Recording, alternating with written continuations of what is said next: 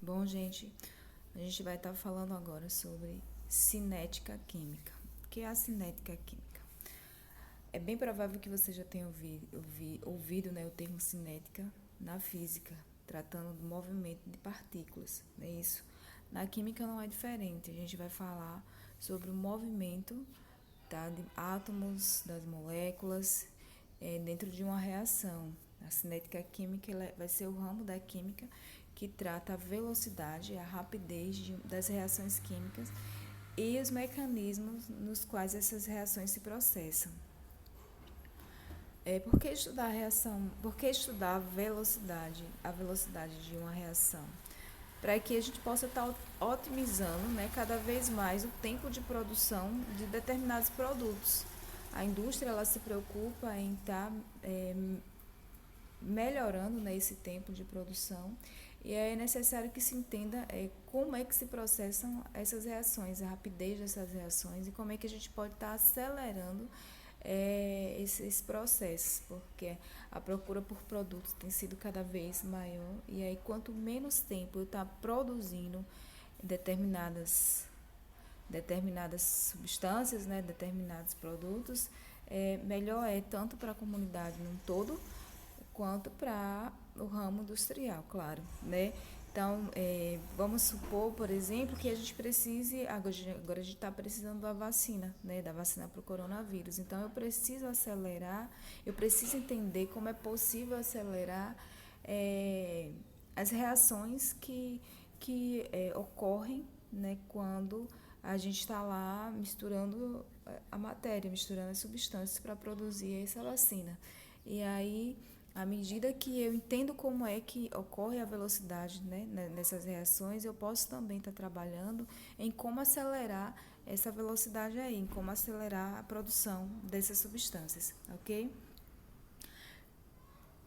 A velocidade da reação ela vai estar se dando da seguinte forma: em concentração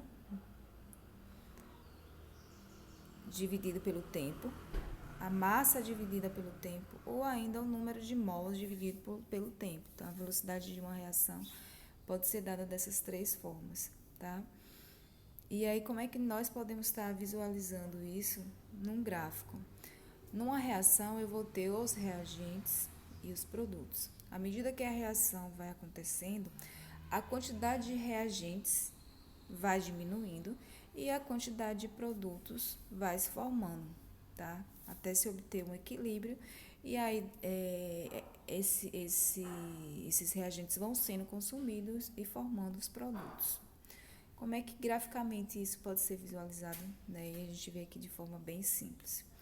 Eu tenho aqui o N2, olha só, a curva do N2 e a curva do H2. Observe que, à medida que o tempo vai passando, aqui eu vou ter a linha do tempo, a quantidade de reagentes vai diminuindo. E a quantidade de produtos, ó, que é o NH3, vai aumentando, tá? Então, à medida que eu favoreço, né, que essa reação aconteça, a gente vai entender já já sobre essa questão do favorecimento, os reagentes vão diminuindo e o produto vai aumentando, até chegar num ponto aqui de equilíbrio, onde não há mais alteração na quantidade de reagentes e produtos, tá? Então, veja aqui a linha de concentração. Eu tenho inicialmente aqui, ó, um número de reagentes maior,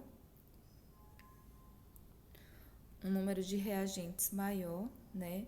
Saindo aqui, ó, de um patamar maior. E à medida que o tempo vai passando, o número de reagentes ele vai diminuindo. E a quantidade de produto vai aumentando, porque as substâncias elas vão reagindo e formando o produto. Mas para que uma reação aconteça, como eu falei, é necessário que que ocorra, né? É necessário que algumas condições sejam favorecidas, né? Então, quais são elas? Primeiro, a afinidade química. Mesmo que eu favoreça de outras formas a ocorrência de uma reação, se as substâncias elas não tiverem afinidade, certo? A reação não vai acontecer. Então, algumas substâncias, elas não reagem, elas não possuem afinidade. E aí, se elas não possuem essa afinidade, não vai ocorrer a reação.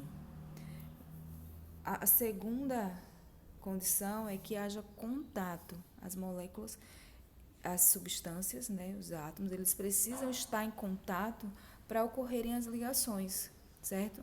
Então, se não houver o contato entre, por mais que o ácido ele seja bastante reativo com a base, por exemplo, se os dois tiverem recipientes diferentes, não vai haver reação, tá? Porque é preciso colocar os dois em contato, certo? Vamos dar um exemplo aqui de toinha que vocês gostam. Primeiro, de afinidade. Supondo que toinha conheça toinho, mas que toinha não tenha nenhuma afinidade com toinho, né? Então, um relacionamento entre toinha e toinho não vai acontecer. Porque para que um relacionamento aconteça é necessário que os dois estejam afim, é isso? Então, a afinidade química entre toinha e toinho é importante para que a relação aconteça. Segunda condição, mesmo que toinha tenha afinidade com toinho, né, que os dois se interessem um pelo outro, mas se os dois não tiverem contato, os dois não ficarem próximos, né, um estiver no Japão e outro no Brasil, a relação não vai acontecer, porque eles precisam estar em contato, né, gente? Eles precisam se ver, precisa ter o contato físico, senão vai ser um namoro virtual, né? Então, de verdade, a química não vai acontecer, certo? E, por fim, choques perfeitos, né? É necessário que Toinho encontre Toinha num dia favorável. Se Toinho encontra Toinha num dia de TPM, também não vai acontecer a relação, certo? Então, a afinidade eletrônica, a afinidade química tem que estar, é uma condição. O contato entre as substâncias, e esse contato tem que ocorrer por meio de choques perfeitos, de choques eficazes, nas condições, né, adequadas. Então, essas são as condições que favorecem uma reação, certo? Sobre choque, o que são choques perfeitos, Pro? Choques perfeitos. Existe uma teoria que fala sobre como deve ser a colisão, deve ser uma colisão favorável, né, para que uma reação aconteça. Quando as moléculas, os átomos, eles estão em contato, eles estão no mesmo recipiente, né, eles têm afinidade, então ocorrem várias colisões, né? Mas nem todas as colisões ocorrem numa posição favorável. E daí o que acontece? Nessa colisão, a substância ela não é formada, e aí apenas quando o choque ele é perfeito, a colisão ela é efetiva, aí sim é que a reação ocorre, né? Isso, a ligação entre os elementos ele acontece. Aqui a gente trouxe um exemplo do hidrogênio com o iodo, tá? Formando o ácido iodrídico. Veja só, aqui ocorreu um choque, né, entre essas duas moléculas de iodo e hidrogênio numa condição que foi favorável, foi um choque efetivo, porque o iodo ele precisava se ligar, cada átomo de iodo ele precisava se ligar com cada átomo de hidrogênio. E aí o choque foi tão perfeito que os dois átomos de iodo se chocaram perfeitamente com os dois átomos aqui de hidrogênio, formando aqui o complexo, né, ativado, e a gente vai falar já sobre o complexo ativado, e por fim, as moléculas de ácido iodrídrico, tá? Como é que poderia ser um choque não perfeito, Pro, aqui? Vamos dar um exemplo de choque não perfeito entre essas duas moléculas. Se é para a formação do ácido iodrídrico, se o hidrogênio, quando toca com o iodo, forma essa substância, e aí eu tenho dois átomos de hidrogênio e dois átomos de iodo, aí eu vou desenhar aqui maior, tá? Se o choque é nessa direção aqui, ó, se a molécula se choca nessa direção aqui, não vai ocorrer a formação do ácido iodrídrico, tá? Por quê? Porque eu preciso que os dois hidrogênios eles se choquem com os dois iodos, tá? Então, nessa mesma condição aqui, nessa mesma orientação aqui. E aí, nesse caso, esse choque aqui, nessa orientação, ela não é favorável, tá? Como que poderia ser outra também não favorável? Aqui é o hidrogênio, tá? O H2. Aí aqui eu vou ter, ó, o iodo. Duas moléculas, deixa eu apagar isso aqui para não ficar bagunçado. Então, aqui, ó, veja só. Se eles se chocam aqui nessa direção, também não é um choque efetivo, tá?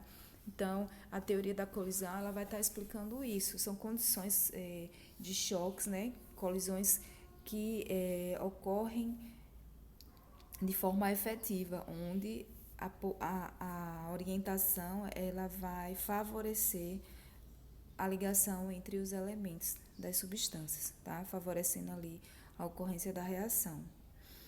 E aí, o que eu falei de energia de ativação é o seguinte: se eu tenho duas substâncias que possuem afinidade química, que estão em contato, estão, né, ocorrendo choques, o que vai acontecer?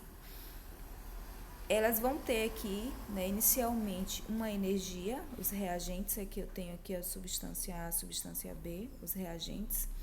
Esses reagentes vai chegar um momento em que vão se chocar, em que vai haver um choque perfeito, e nesse choque perfeito vai haver aqui uma quantidade de energia, certo? Que é chamada de energia de ativação.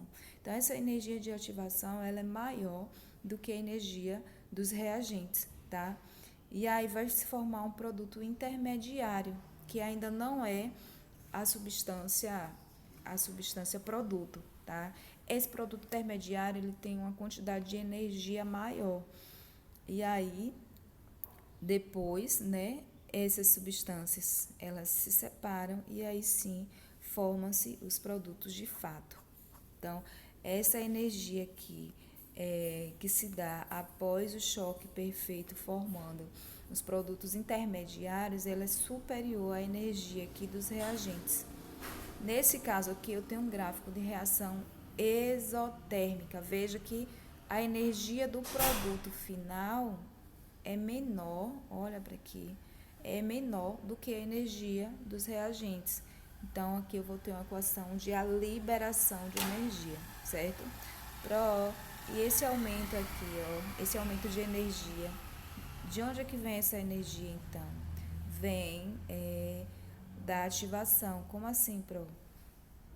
Vamos pensar o seguinte: quando a gente a queima de qualquer coisa não é uma energia, não é exotérmica, não libera energia, mas para queimar é necessário que haja pelo menos uma faísca, é necessário que o fogo seja acendido, que o papel seja acendido. Essa quantidade de energia é proveniente dessa ativação, tá?